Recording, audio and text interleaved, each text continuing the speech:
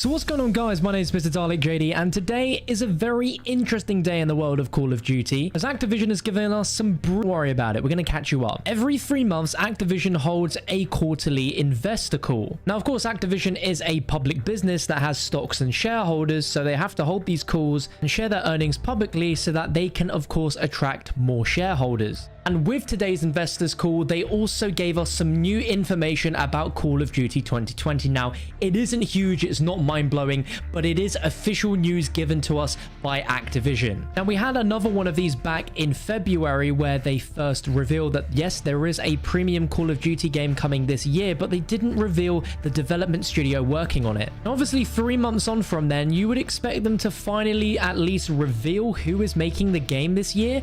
But just like February, we still haven't been publicly told what it is, but it's practically an open secret that Treyarch are working on the title this year with Sledgehammer Games. Now, with the uncertainty right now in the economy and of course the global health of the world, a lot of us are concerned about how the game could be delayed this year due to the impact of that. But we got some fantastic news confirmed to us today that the new Call of Duty title is still set to release this fall, just like every other Call of Duty game would be if we were in the normal world. So we don't have to worry about the game getting delayed. We are still going to be getting that Treyarch game this October or November, which is incredibly exciting. Now, the words that they use to describe it is that the game is still coming this fall and it continues to generate high interest internally with internal tests. So that's a really good sign so far. And as rumors suggest, this title is supposedly set in the Cold War era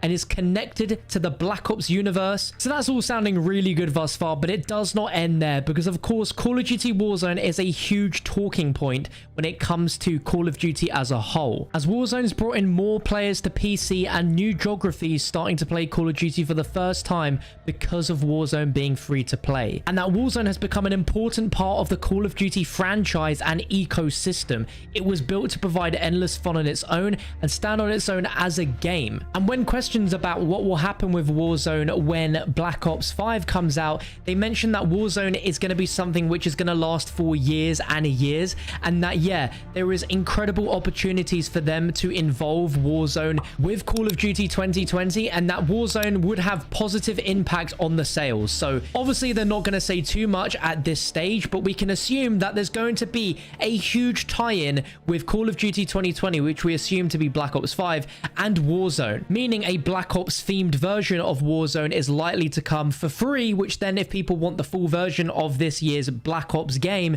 then they can go ahead and upgrade to the premium version. And with Warzone being so successful as a free-to-play model, that definitely means that there is room for there to be bigger things in Call of Duty games that could be free to play. Like, imagine zombies becoming free to play. It could be huge. And on top of that, they announced that there are 2 more Activision games releasing this year, which is based on their library IP. What this means is from the range of game franchises that they have in their back pocket, they are going to be releasing 2 more games which have yet to be announced. We've already had Call of Duty Warzone and Call of Duty Modern Warfare 2 Remastered, but if one of these games is another Call of Duty game, then this could be an amazing year on top of getting a new premium COD game as it is. We have no idea if they're talking about a different franchise altogether, like Crash Bandicoot or Spyro, since those have had remasters, but we've not seen an actual new game from it yet,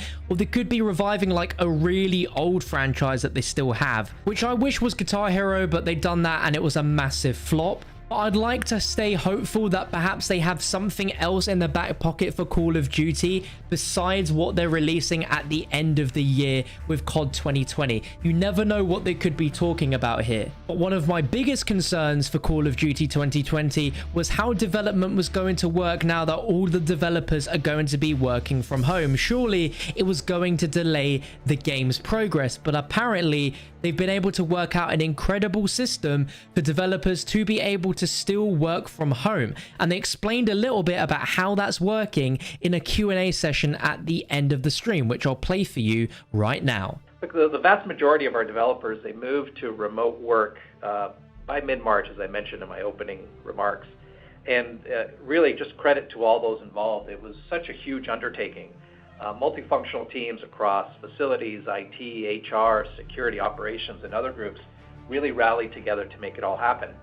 And we're really fortunate to be in a truly digital business where the majority of our content creation really can be performed across any location. So the vast majority of our developers, they took their computers home, plugged into secure access, and just kept creating. So in some cases, we've had to move high-end computing and graphic rigs to our developers' homes as well, but we were able to do that relatively quickly. So our development teams working on everything from design to art to engineering to production really had most of what they needed to keep working. That being said, it's not easy, and there are aspects of building our games that are more challenging via remote work, like collaborative design, in-person user research, motion capture, voiceover, and QA. So we've really had to find some creative solutions to work through these. Like for record voiceovers, we did that remotely. We've also enabled new secure access systems for some of the functions where large groups are engaging. But so far, and based on what we can see, and with true ingenuity and creativity from the teams, we're managing through this as best as we can. And what's really important is we just need to continue to provide our communities with the innovative content and features that they love and that they want to keep playing. So that's why I said in my prepared remarks that we're currently still on track to deliver our key content in the second half of this year. And my primary focus is to ensure that we continue to execute on these top priorities. Combining everything they've spoken about with Modern Warfare apparently selling the most copies at this point in the year of a COD's lifecycle than any other COD game ever, you can clearly see that the formula of a free-to-play mode combined into a premium COD game is the way forward. So we can expect to see that again this year with COD 2020. And what is exciting as well is just how much excitement and engagement there is with Call of Duty. It is building ever more as a global franchise, which means we can expect way more funding, way more time and attention put onto Call of Duty to make sure that what game we get at the end of the year is going to be an amazing game. Because as much as you can talk about how you might not like Modern Warfare, it has been such a solid release in terms of the quality of the game at launch with content, how often the game's been updated, how good the monetization system has been in that game, because shockingly they reveal that they have made $1 billion in microtransactions alone from Modern Warfare between January and March.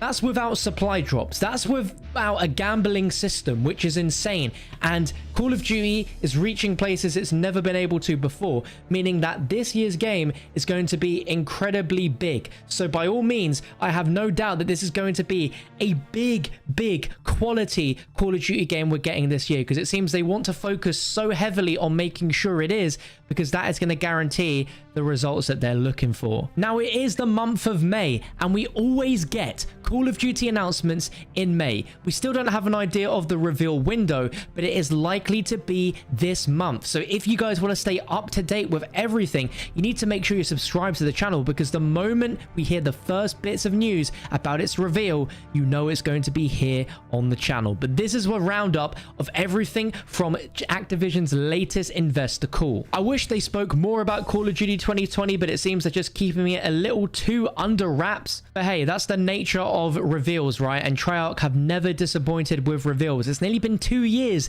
since Black Ops 4 was revealed, so it is definitely soon. Now, obviously, given what's going on with the world, I doubt a reveal event like Black Ops 4 would happen. It's very unlikely. I think the most we'll get is we'll get some teaser trailers and we'll get an actual reveal trailer at some point in May. I cannot expect it to be any later than that, although since this is a ongoing issue, no one really knows what the future looks like when it comes to the game's release. I mean, right now, it sounds like everything is absolutely fine, and I really hope it stays that way, but you never know what could happen in the near future. But again, from what we heard from that investor call, the developers have moved most of their equipment now over to their homes, which is incredible, and I don't think it's very long at all before we're going to see those teaser trailers start to drop for this game via Treyarch and Call of Duty themselves. So I'm very excited for that, and if you guys are, let me know in the comment section. Be sure to drop a like rating on the video if you enjoyed and found it informative,